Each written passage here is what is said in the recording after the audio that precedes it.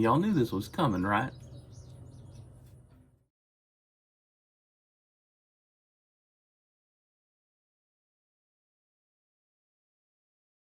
Tube. What is going on, guys? Time for another update, huh? So, you can tell by the intro, things they are a-changing. But, we'll give you a little update. So, how has the lawn service business been? It's been phenomenal. Started with 2 customers. I have no overhead. And now I have 15 customers every week. Rocking and rolling. I'm literally to the point of having to turn down customers because I can only do so much by myself. It's Texas, it's June. You can only cut so many yards a day by yourself. So at the crossroads, do we spend some more money, hire another person, upgrade the equipment? What do we do? What's the answer? So right now we've just been riding it out. But as you know, when I came off the road, I was in that lease at Prime. And with my wife's mom being sick, we knew I had to come off the road. So I had to turn that lease truck in. I had to get out of it because, the payments were just going to mount up and get higher. And it wasn't a chance I could take. It was not a risk because we didn't know how long it was going to be. And of course, she ended up passing and the family said they wanted me home. And so I started the lawn care business and I learned how to start a business. But when I started the business, the plan, like I said, was always turn it over to my son. And after much conversation, it became very clear that that was not something he was interested in. So it was a waste of time, right? No, absolutely not. I still learned how to make a website. I still learned how to design a logo. I still learned how to take care of customers. I handled all the payments. It was a great learning experience. I gained a lot of knowledge.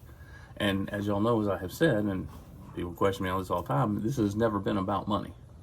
So why are we outside enjoying a beautiful Saturday evening in Texas talking about a lawn care business that's not going to happen anymore? Well, you know why. I guess I'm going to go on back to trucking. Oh my God! Okay, it's happening. Everybody stay calm. What's the procedure, everyone? What's the procedure? Stay calm! Wait. Everybody calm down! Well, so now I know what you're thinking. Man, here you go. You're just being wishy-washy. And I'm not. But we just sat down as a family and we talked about it. And give me a little sip here. It is hot. A little Texas water. It's pretty strong water out here. And so, what are you going to do? Well, again, I'm not in any rush. I'm not desperate. This isn't about money. This isn't about being miserable. My family has loved having me home. But sometimes, and this is the way it is in a lot of things in life, you think it's going to be one way. And you see all the weekends of me barbecuing and all that, and the family and everybody kind of thinks like that every day. And you quickly realize that Tuesdays are just Tuesdays. And so the family said, are you happy? And I'm like, well, here's the thing. I love having my own business. I'll have my own business. But I really do miss trucking. Now, you be careful with this because, do you miss trucking because, like, I miss the Marine Corps? It's like, you tend to spotlight all the things you miss, all the things that are really good, and you forget about the things that you didn't like. And so, I had to be very honest. Man, still got Penny. And so basically it came down to it. I said, you know what? Talked to my wife. So, I'm going to start interviewing trucking companies. So when you start out in trucking, there are doors. And let's say, hey, I don't have the money to get my own CDL. I don't have any experience. So my window is about like this. I need to go find a company that has CDL sponsored. Now, that's whether you're making payments, whether you're doing a contract, however you do it. Those are your opportunities. If you're like me and you have the opportunity to go get your own CDL before you go to a truck company, well, now the window opens a little bit more because there are companies that you may have experience, but they may not have a way to train you. So those doors open. Well, now I have 18 months of experience. So now I have these doors that are open. I'm still automatic restricted. I still have less than 2 years, but I said I'm going to go interview companies. And so, looked at TMC. Still a great company. I still have nothing bad to say about that company. But after cutting yards in June in Texas, instead of just highlighting all the good things, great company, good trucks, I started remembering the folding tarps in Houston when it's 115 degrees. I said, man, I just don't think I want to go back to flatbed. I've done my flatbed time. I earned good money. I enjoyed it. I don't mind manual labor. This will come back to play. but I don't think I just want to go straight flatbed. Okay, well, let's look at reefer. You know, all the guys at Prime, you know, the Do It All Trucker, Driver Lineup, Johnson's Logic, you know, Look Trucking, all those guys, they never really complain about the job of being a reefer driver.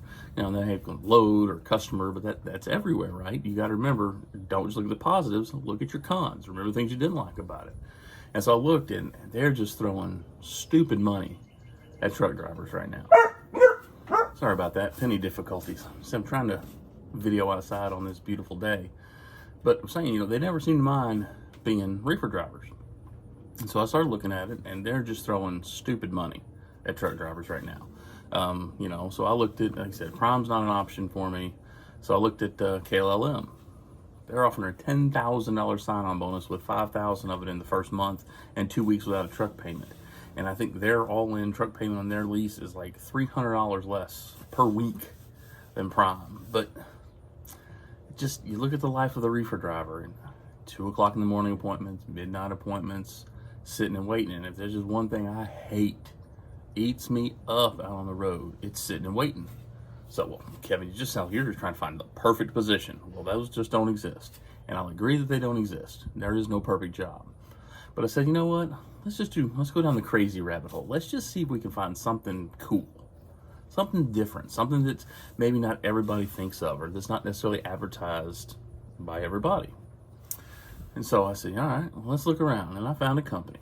And they're not a mega carrier, I guess, but they're not a small company either. They're like 1,400 trucks. But what their bread and butter is they have 4 or 5 different divisions, but almost all of their divisions are dedicated. They have a boat division, I'm saying dedicated. They have a flatbed, but a flatbed is really dedicated to one customer. That's who their dedicated is. They have dedicated box trucks, and they have this other division, which is also dedicated. And so I'll go through the rigmarole, and I submitted an application so that I could talk to a recruiter. I said I'd talk to a couple of recruiters. I submit the applications, you know, so I could talk to recruiters. And she called me. And anybody knows me knows my opinion on recruiters. I don't like them. I remember the first one I ever called it, talked to at TMC. I was like, calling so-and-so at TMC. Like, hey, I'd like to information. He's like, about what? It's like, well, about driving for you. What do you want to know? Well, how's it work? How's what work?